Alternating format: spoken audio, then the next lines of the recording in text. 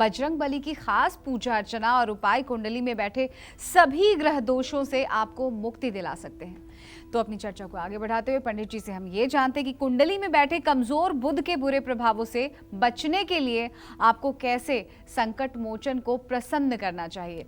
तो पंडित जी बताइए कि अगर बुध ग्रह ही कमजोर हो तो किस तरह के संकट आ सकते हैं और संकट मोचक हनुमान कैसे उन संकटों को दूर कर सकते हैं अगर हम उनकी सही तरीके से पूजा आराधना करें।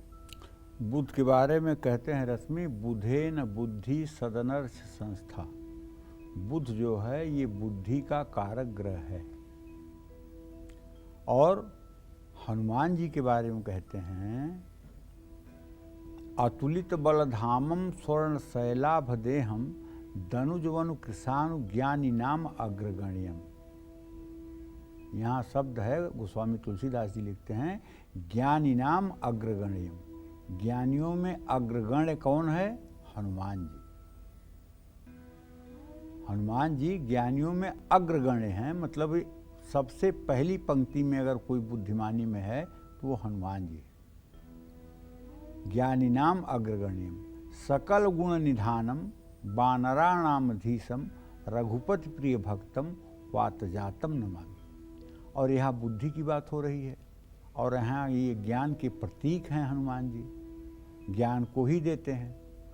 तो कहने का मतलब ये है, जिन लोगों की कुंडली में देखिए बुध ग्रह का दोष होता है, उनको बोलने में, कहने में, समझाने में दिक्कत आती है। स्किन से जुड़ी परेशानियां हो जाती हैं, सिरोसिस जैसी बीमारियां, एक्जिमा जैसी बीमारी, श्वेत कुष्ठ जैसी बीमारी, ये सब चंद्र, शनि और बुध के संयोग से ही होता है। बुध अगर खराब होगा तो साझेदार से नुकसान होगा। बुध अगर खराब होगा तो मामा आपका दुश्मन बन जाएगा। बुध अगर खराब होगा तो दोस्त आपको नुकसान पहुंचाएंगे।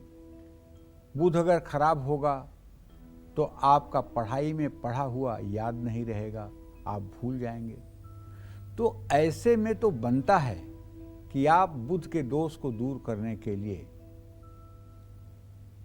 राम दरबार की पूजा करें, राम रक्षा स्तोत्र का मनोयोग के साथ पाठ करें विनियोग करके, और हनुमान जी को तुलसी की माला चढ़ा करके हनुमान बाहुक का पाठ करें।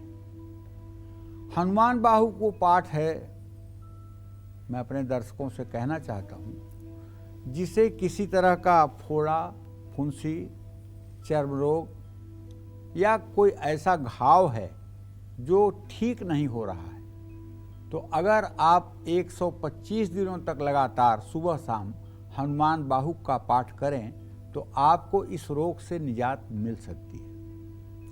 जिस समय गोस्वामी तुलसीदास जी के शरीर में, पूरे शरीर में फोड़े फुंसियां होने लगे और उस कष्ट से वो बहुत व्यथित थे, तो उन्होंने हनुमान जी से आग्रह किया था, मेरा ये कष्ट निवारण कैसे हो।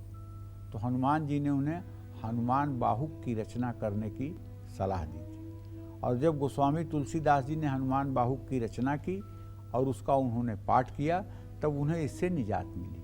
आज भी हम देखते हैं ना, अगर कोई बवासीर से परेशान है, भगंदर से परेशान है, फेस्टुला उसको परेशान कर रहा है, बहुत ब्लीडिंग हो रही है, या कोई ऐसा घाव हो गया है जो नासूर हो गया है, कोई ऐसा ऑपरेशन है आपका जिसका टांका बार बार टूट रहा है और आप परेशान हैं, जिंदगी नर्क हो गई है, या बोलने में आप अटकते हैं, तो आपको हनुमान बाहुक का श्रद्धा पूर्वक राम दरबार की पूजा करके, राम रक्षा स्तोत्र का पाठ करके हनुमान बाहुक का भी पाठ कर लेना चाहिए। और हनुमान बाहुक का 125 दिन पाठ कर लेने के बाद आप सारे दुखों से, सारे झंझावातों से मुक्त हो जाएंगे। और जब भी समय मिले आपको, ओम हंग हनुमताय नमः इस मंत्र का यथासंभव जप करें। और भोजन के बाद थोड़ी सी सौंफ और मिश्री खाएंगे तो आपके मुंह से दुर्गंध नहीं आएगी। बुध जिनका खराब होता है ना, ऐसे लोगों के दांतों में पायरिया का रोग होता है और ऐसे लोगों के मुंह से बहुत बुरी स्मेल आती है।